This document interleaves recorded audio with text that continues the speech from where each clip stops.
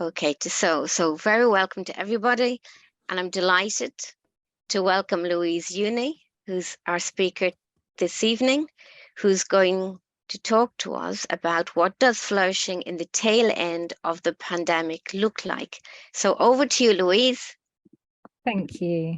And I can see that I think a few of my students here, a few of the fifth year students that have been, so apologies if any of you have heard some of this before, and really great that you are here, and look forward to, it'll be good to have your voice in amongst the questions and answering questions and stuff at the end. So hello everybody, I am a GP and a clinical reader in medical education at Barts in the London, Queen Mary University of London, and I'm also employed 1 day a week as a Flourishing Fellow working across the university. So a little bit of backstory. When I hit general practice a long time ago, about 20 years ago, I was struck by the complexity and messiness of clinical practice, and that there was something missing between how I communicated with patients. I'd learned to sort of about diagnosis and treatment, but it felt like there was a whole there was something about how I enabled them to speak about their lived experience and how we connected. So I started exploring the arts in medical education. I became a lecturer and a GP at the same time. And for the last 20 plus years, I've been exploring the arts as a way of communicating and thinking about our lived experience. So this was an introduction in 2004 into the year 1 GP placement. So these are all student images. I show images because it's easier, but there was poems and songs and sculptures and all sorts of other things. I've also been running a student selected component over about 20 years, and that's where I've done a lot of the innovation to see how this work might work. Creative inquiry is the sort of background approach that I've taken to this, and I use the words to mean exploring our lived experience through the arts. And one of the things, just to reassure people, I often use pretty images, but it's not that you need to be a talented artist. And for example, this one that I've got here, the student was a talented artist, the medical student was a talented artist, but she'd never tried creative writing before. And in fact, that's where she traveled the furthest in terms of her learning. So here the image is about, for the first time she tried creative writing. And she says, when I picked up my pen, the hair is covering my face and I'm not in tune with myself.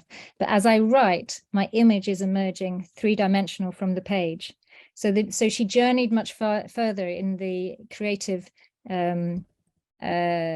medium that she wasn't necessarily the best at. So I use that to reassure people it's more about process than it is about product when we're thinking about developing future clinicians, or within any of the higher education remit perhaps. And just to say, a lot of the work that I was trying to do was around humanizing the patient, so that we might understand our patients better, that we might engage with something called person-centered care. And this lovely paper, I've been at this for many years, but this lovely paper in 2021, Realist Research, found that with the positivist approach that we take to medical education, teaching facts and skills, and then just giving communication skills, was not enough to help us become person-centered, because it's a different philosophical approach. It's an interpretive approach where we realize we're both subjective perhaps. And they found that we need to have space for meaningful patient experience. We need to support students in their sense making, space to become more self-aware, and space for our emotions. And I would say that the arts-based creative inquiry processes can allow all of those things. And powerfully can do that. And the paper that I've got below, which I wrote with Megan Brown, is around how creative inquiry, we drew on the Artie Bansal paper, and how creative inquiry might enable person-centered care, the development of person-centered care. So that's where I all started. I was exploring with the students how we might become more person-centered, so that we could do a better job with our patients, if you like. But I discovered that as we humanized the patients, actually we humanized the students, and as the students engaged and explored creative inquiry, as they were exploring the patient experiences, they also found themselves exploring their own experiences and sharing from their own experiences, and particularly in the small group settings, they might take small risks as they engaged in creative inquiry, and through that get to know each other better and share more than they perhaps would without that. So after sort of 20 plus years, I realized what I've been trying to do is explore the human dimension, whether it's of the patient or of the clinician. And so in the last 5 years, I've been working much more around human flourishing for the clinicians, as well as thinking about the person-centered care. So those two go together, I think, and they're both about the human dimension. So now I'm going to mainly talk about human flourishing and why we might need to be thinking about that. And hopefully it applies across higher education, but I'm particularly drawing on medicine. Hope that's okay. There may be a burnout epidemic that extends far beyond medicine, but these documents were from 2019. So the British Medical Association, the General Medical Council, and Health Education England all did research into student and clinician wellbeing and found that there was a big burnout epidemic and a growth in mental health challenges. So that was before COVID. This lovely paper is around thriving post-COVID, and it was written in 2020, I think. But they talk about looking at other pandemics and that there is a 2-year kind of tail end. So we're sort of probably in that kind of tail end of the pandemic. So we find that our doctors are tired, our other healthcare professionals are tired, our patients are tired, people are more grumpy, things are a little bit tougher right now, and perhaps that's what to be expected. The good news is also it can be a time of great transformation. And in this paper, they talk about the NHS being born after, I think they talked about NHS. Anyway, I have to check that, but I think after this, it doesn't quite make sense. But anyway, great things change and happen. So to give a bit of the student perspective, this is one of the students' creative piece on their experience in COVID.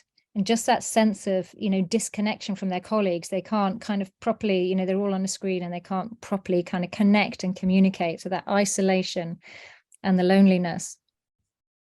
And here's what some of the junior doctors are saying. So these are trainees, GP trainees, and I did a flourishing session with them. And there is a sort of sense of it being a really tough time right now. For example, how bleak the future of the NHS is, but somehow we float, or everyone's in the same boat and thinking, but having a good supportive team is like a lifeboat. It doesn't fix a problem, but it's stopping us from drowning. So there's something about connecting and finding a shared way forward through connecting and supporting each other. Another quote from a junior doctor. So there needs to be a revamp on wellbeing initiatives at our trust. So that's a hospital trust. It's quite superficial and performative, I think, and not meaningful.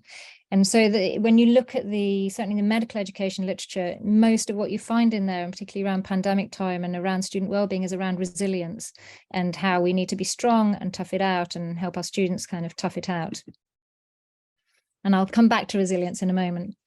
So flourishing, in a sense, is a really old concept, really, really old. Aristotle talked about eudaimonia, and it used to be translated as happiness, but now it would be translated as flourishing, which when you put it against the hedonia, which Aristotle also talked about, so that's the kind of quick fix, I don't know, like chocolate to make yourself feel better. The eudaimonia is around meaningful engagement, purposeful engagement. So there's a real burgeoning interest in, and a lot of investment, particularly in the US. So the Templeton World Charity Foundation investing 60 million looking at flourishing. Then there's also 7 medical schools, this Kern National Network for Caring and Character in Medicine, looking at human flourishing. There's a human flourishing program at Harvard in quantitative social science. So sort of trying to measure, find out how to measure flourishing. But within medicine, it's still very new in medical education also. I don't know, higher education, I think there is some talk about it, but quite new in medical education. And so even in medicine, there's the paper in 2021 is talking about the definition still lacking consensus. So kind of getting in there early and finding ways to help it make sense for us. And most of the talks I go to, I ask people about 3 words that relate to flourishing. So I have lots and lots of beautiful word clouds, and many of them have growth and nature kind of words at the center there. So we've got love, growth, growing, thriving. And I start often by asking people, are you resilient or are you flourishing, and how do they land? And different groups of people say different things. the people that most struck me, I think, were my junior doctors. That when I asked them, it was from a mix across the specialties. They said, when you ask, are you resilient? It makes me almost have a visceral response. And I feel quite angry. And I say, well, why? Why do you want to know? What do you want me to do? And there's that sense of how doctors feel that they need to just keep on toughing it out. And there's a system that's kind of pushing them to do that. But people take it away, you know, people take different things from that, and there is no right and wrong answer here. I guess I'm suggesting one way, but there are many other ways to think about it. And so many people have different thoughts. I'm not going to play this, but it's like a 1 minute or 2 minute video from a comedian, a medical comedian, talking about resilience and how that sense, it really resonates with the doctors that basically he's been told by the manager, played also by himself, that he has to do these resiliency training modules. He's just saying, couldn't I just have a bit more time off? It's like, no, you have to do your resilience training in your own time. Great little clip. So I encourage a watch on that. That's Dr. Glaukomflecken. But we're in a particular new time. So I was saying at the sort of tail end of the pandemic or after the pandemic, there's a time of shift potentially, and where we haven't been able to talk about well-being for medics, at least, that sort of macho sense of having to tough everything out. It feels like we're in a new era where people are interested to talk about flourishing. They are wondering how to stay human in the system. And so both students and clinicians seem much more open. There's, like this paper was suggesting, COVID grief has cracked us open. And so this is how one student, I kind of feed the students ideas and they feed ideas and quotes back to me. So one of the students talked about flourishing is a kinder way to grow, which I really loved. And here I've got a hand sort of grabbing onto resilience and another hand open with a flower growing. And the idea that, well, I have three sort of big issues with resilience, and I know it can be a useful concept, but one of them is that it's seen as the Latin behind it is to spring back or rebound, which feels like not a very good model for my for the way my inner life takes pressures, that, you know, I might spring back or rebound to the same thing. I've been through personally quite difficult stuff like cancer, and there was no springing back. There was kind of maybe growing around, but certainly not springing back to what I was before. Also, it's used in material science for how much you can take till you break, how resilient you are, and how resilient a material is, which doesn't feel like a great metaphor for my inner life. And finally, the brief resilience scale that students are sometimes taught about is like from 1 to 5, can you bounce back from anything? And it doesn't really take account of the pressures and the stresses that you might have been through in your life. You know, like if you've lived through adverse childhood experiences, you might not feel that you bounce back from anything, but you may be much stronger than other people that have had a much easier time. So it doesn't feel like this sort of idea of how tough I am and how much I can take. It's almost like a militaristic approach, I guess. So this is how one student wrote about it, who experienced a creative inquiry course. I don't have to bounce back from every hard experience like I had permanent springs under my shoes. They are not permanent, and they get rusty easily. The journey towards flourishing allows me to take painful experiences with me and explore them through creative inquiry and accept them as part of me rather than as flaws I'd like to exclude from my life. And here's the model that I shared in the invite that I've created through spending time really with the students. So it's kind of built around the creative inquiry experiences with students. I'll go through each one of those in turn. This is the birch tree at the bottom of my garden, which is now out in leaf. But the idea that rather than this sort of springing back or rebounding, that flourishing is an ecological concept that allows us to take in the seasons, the weather, the soil that we've grown on. It kind of expands the way we might be thinking about our inner life and what we're going through, and how we are connected with others, how we're connected as part of an ecosystem, if you like. And I guess rather than looking at individual strength and toughing it out, it may much more relate to what's going on around us and what the systems are like that we're working in, for example. Do the systems enable us to flourish, or are they preventing us from flourishing? And this one's around relationship and connection. And just the idea that rather than necessarily telling people, as we tell our medical students, eat well, sleep well, do this, do that, but actually coming into a group and where, for example, with creative inquiry and sharing and building trust can rehumanize as people share and talk and get to know each other better and realize there's a lot of imposter syndrome around, realize that they're not alone in some of the challenges and the fears and the struggles. So they may flourish more, even, or may, well-being might improve without even necessarily having changed anything. So I call this the well-being of what is, rather than the well-being of do something extra.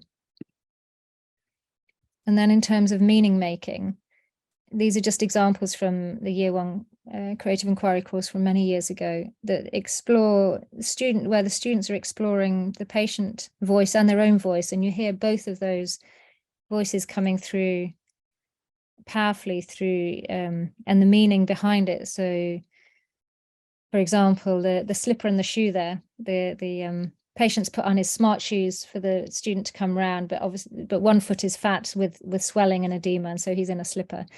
And the student was talking about, this is the patient's journey, and he's facing terminal cancer at the end of his life there, but the student was capturing that moment.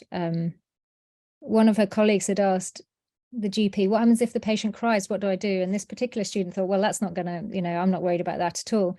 But as this patient started talking about his terminal cancer, the blue down the side here was the tears that both the student and the patient shed together. So it's one of those real human moments, connection moments, that often would never be really written about or talked about or anything within the standard practice, but is captured here and gives a space for processing some of that human dimension. So there's something about connection and meaningful encounter.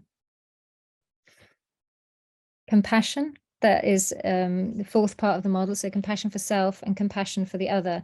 And compassion has been researched and found to be a real win-win, that when we are compassionate towards our patient, it actually benefits us and it benefits the patient.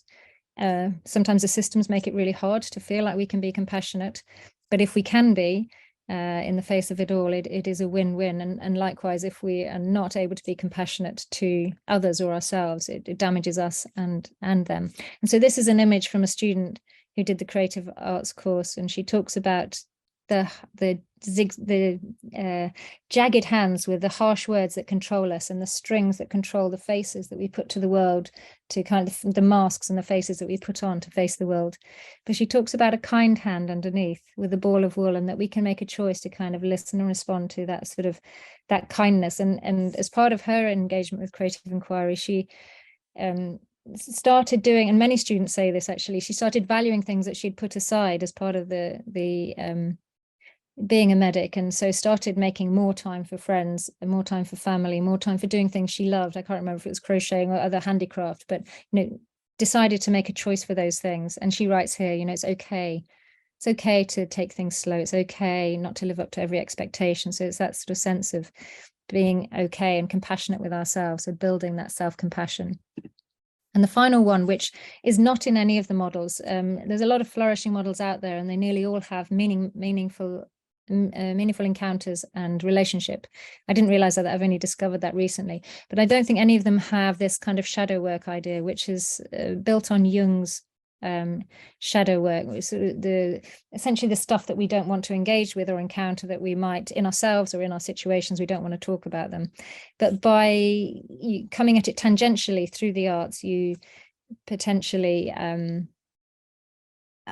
people share things that then enable other people to share and talk about things like imposter syndrome. So the little dark fish at the bottom of the page, you might be able to see it's tiny little dark fish in amongst the seaweed.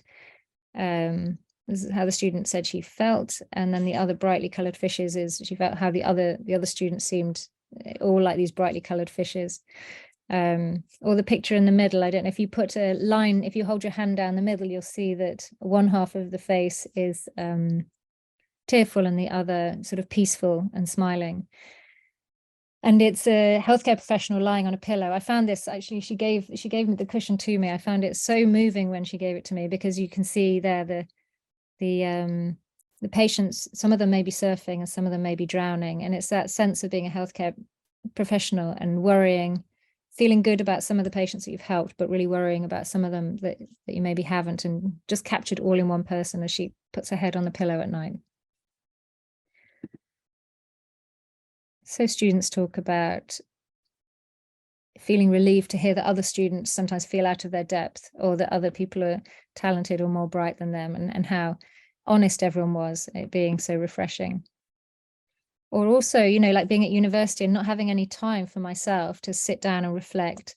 It's like a light that is constantly turned on. So, and this is a creative inquiry week, help me calm down and clear space in my life to have time for myself. And the periods of silence throughout the week are when I think I was able to sort out a lot of feelings and things I was experiencing in my personal life.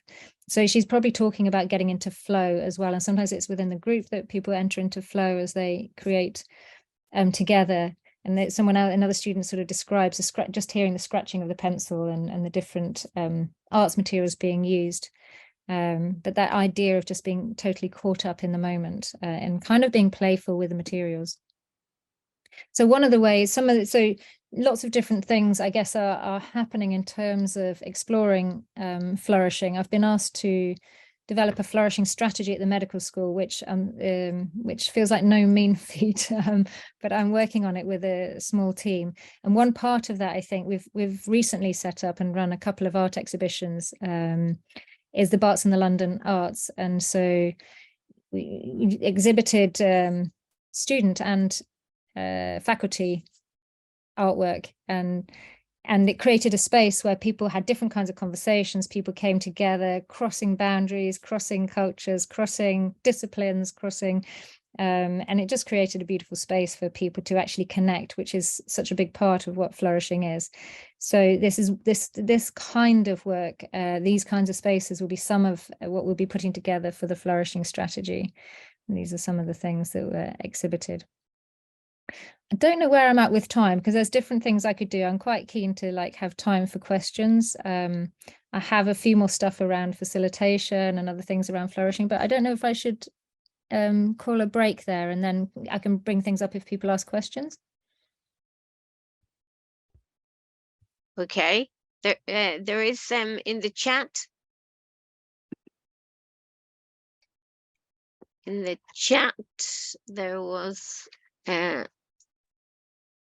Curry, do you want to speak? Hi, do you want to speak to what's in the chat? I was just thinking, Louise was talking about, just in response to the phrase about shadow work, I think perhaps we don't call it that, but it is there. It's essentially, so this was a tiny chunk because I was looking at, I guess, the pain of caring. So I wrote about emotional labour, which is there, and this bit, which is Shapiro. I'll find the reference and put it in.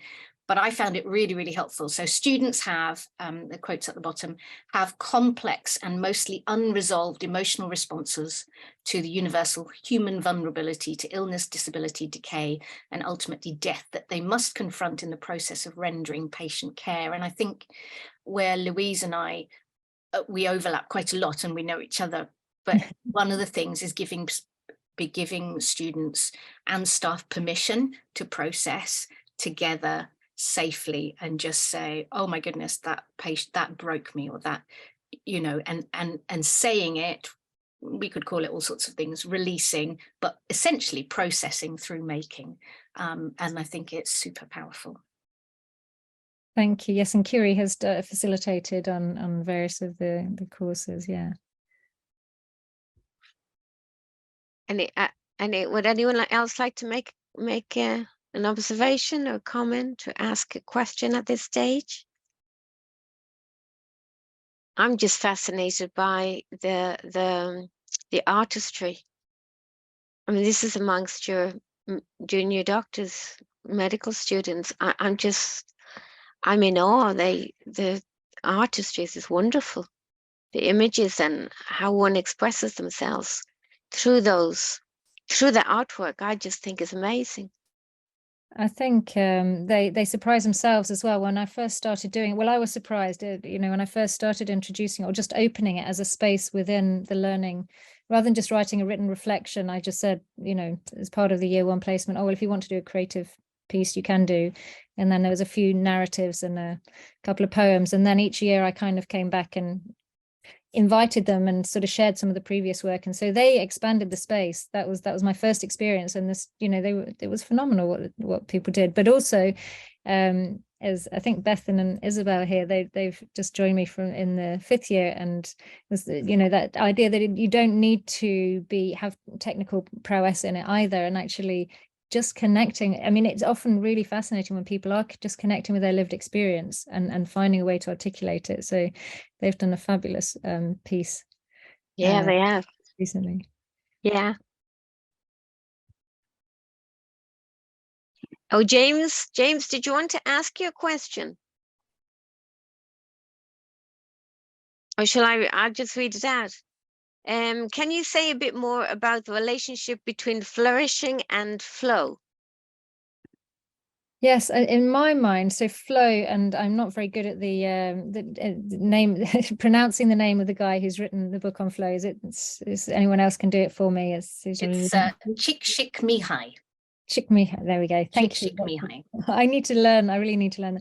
But that idea of being fully absorbed in the moment. So as part of my doctoral work, looking at creative inquiry, playfulness or improvisation became a big part of that. And there's something about that total absorption in the moment that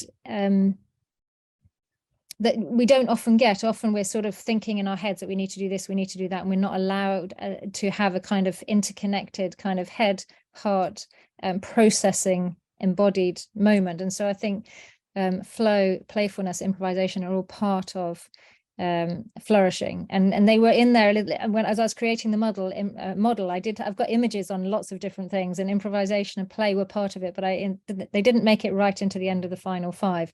But I think it's one of the so I have had a slide on the building blocks of flourishing, and I'd put play and improvisation and flow as part of that building blocks towards flourishing. Okay, thank you. And Simon asks how you worked with students who might be reluctant or dismissive, or were you working with students who signed up? So it's both and there's much more work to be done, all different ones. So when I've introduced it across a GP placement, I've always introduced it voluntarily, but I found over like 6 years that over 90% of students engaged. I have just been working as a consultant with Anglia Ruskin University, and they invited me in to bring it into their year 2 placement, and they wanted to do it as an obligatory across relating to their hospital placements, so to help them reflect on their hospital placements in a more multilingual way.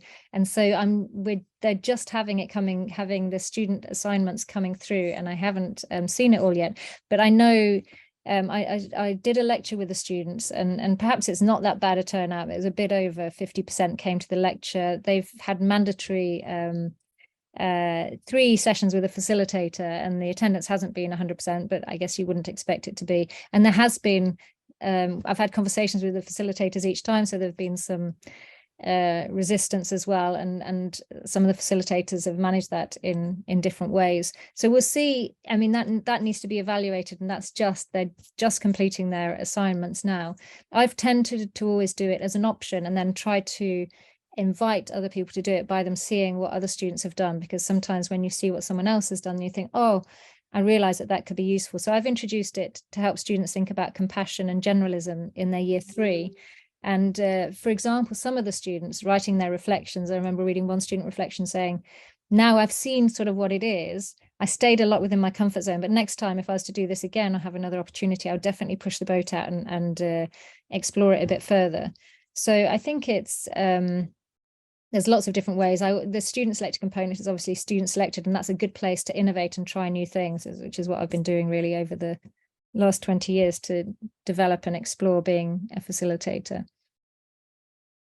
So yeah, there's lots of different ways of doing it. And yes, there is some resistance. And I think that would be a really interesting space to explore in more detail. I did interview one student in particular who was very resistant to to the creative inquiry, and it's when they had it mandatory, not as part of the course I was doing at the University of Bristol. And he wrote a fantastic poem called Let the Healing Begin. I don't have it on me right at the second, but it kind of basically was saying, you know, my patients are dying and fainting, and he ends with, thank goodness I'm trained in painting and this and that, thank goodness I'm trained in reflection. And it's a very funny poem. And I interviewed him and at the time, and he's like, I don't need any of this stuff. I can just learn it from the consultants and learn it on the wards. But he did email me back a few years later when he was working, and he said, okay, I've got a bit more of a nuanced view of it now. And actually, I think that, I think it's both and I think it is valuable. And so sometimes, you know, you have to sow a seed, and perhaps for some people, it might take root. I think we have to be, so part of the slides that I haven't shown is around how I engage people and how I facilitate it, because I think there's quite a lot about how you set up those spaces, and people might do that in different ways. So I haven't talked about those slides, and I could do that if that's of any value. But. Yes, it would. It would be. Yes, if you. Yeah. Would you like to? Yeah, I can. Sorry, Curie, did you? Sorry, Louise, for the minute. Curie, you had your hand up. Was that? I did, and then I was like, "Where's the hand? Question? Where's the hand symbol?" And anyway, so yes, thank you. I think just to say that's a really good question, and the biggest thing with whoever you do it doesn't have to be medics, is resistance. And when you dig down a little, so one of the questions that I ask is I just say, what's your gut response? And I get people to, I don't know, put it on a Padlet or just give them permission to say their gut response. And then as a group, we look at them anonymously and theme them. And it's always the same thing. I can't draw, or I can't paint, I'm not creative. But really, when you get down, it's fear of looking stupid. Every time it's that vulnerability work, really. So there's different ways, and again, I've written about it, but in facilitating, it's how you set it up. So I think in the invite, and Louise does this too, saying you don't need to draw and you don't need to be creative, but I'm asking you to be open. And that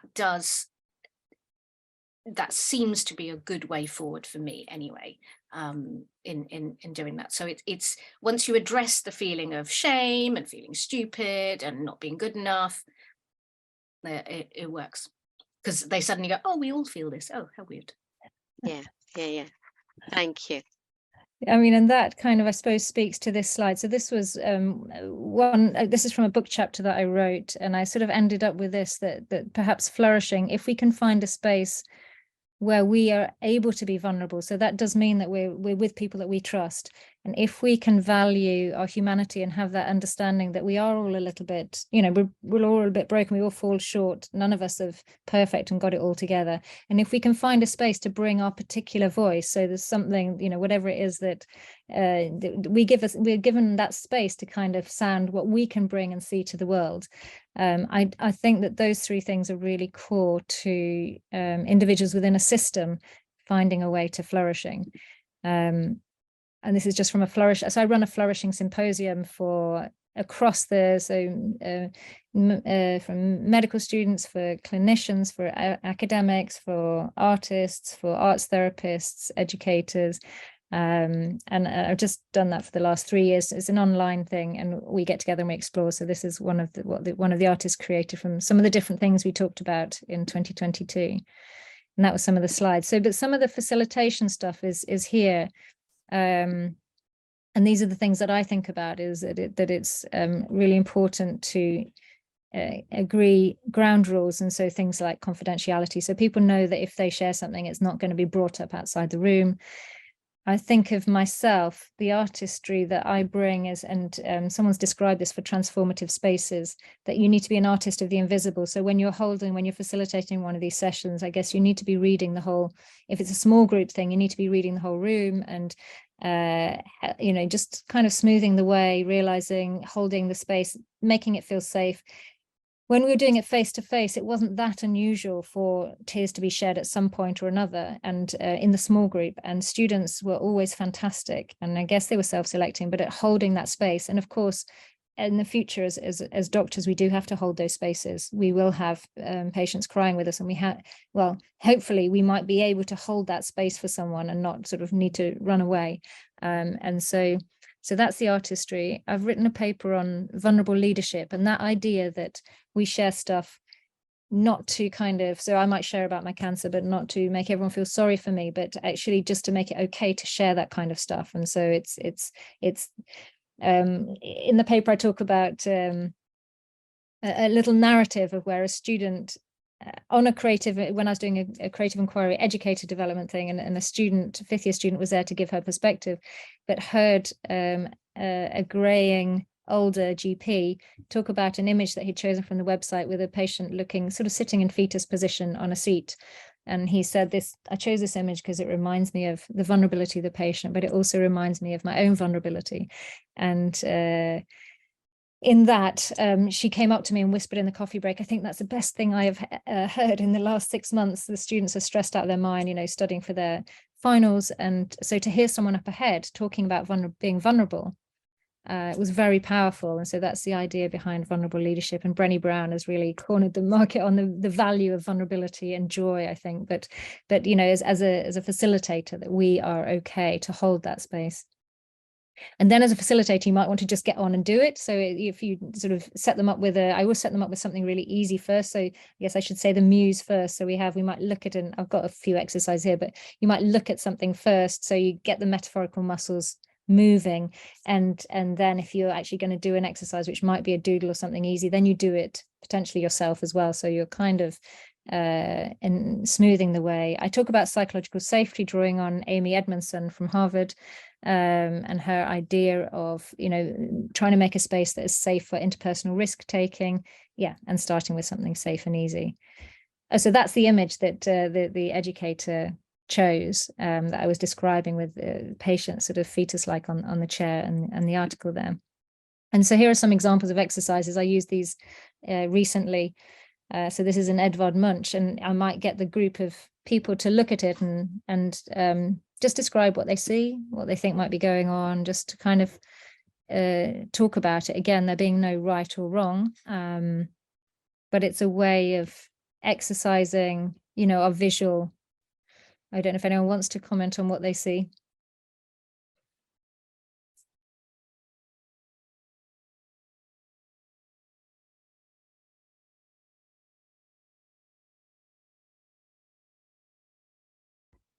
Again, we're all strangled by, I don't know, it'll be wrong. So I'll start.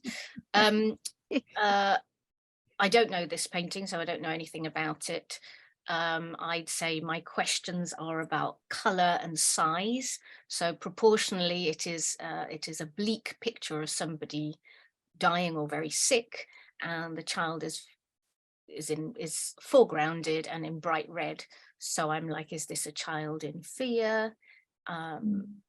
Why are the colours so stark? Why is she so prominent? Is it a memory? Is it so? Yeah, it's and the thing is that it's I don't know what the word would be, evocative, like it makes me feel sad, but also like what's happening, what happened, and who are these people? Yeah. And Simon has put, the mother passed away, the child is isolated. Yeah.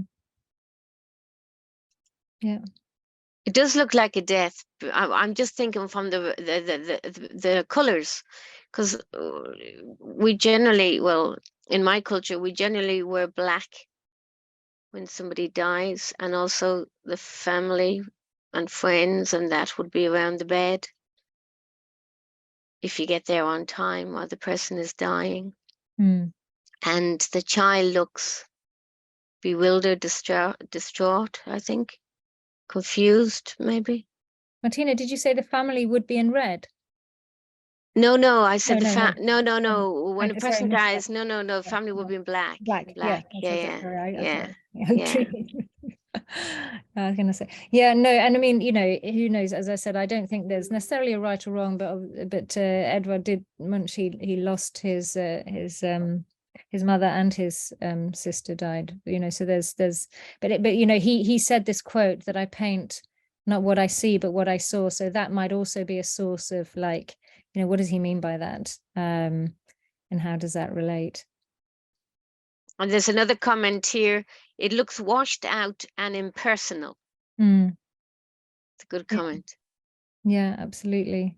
With all the sort of adults in the background kind of wandering around, self-absorbed, and this poor child on her own.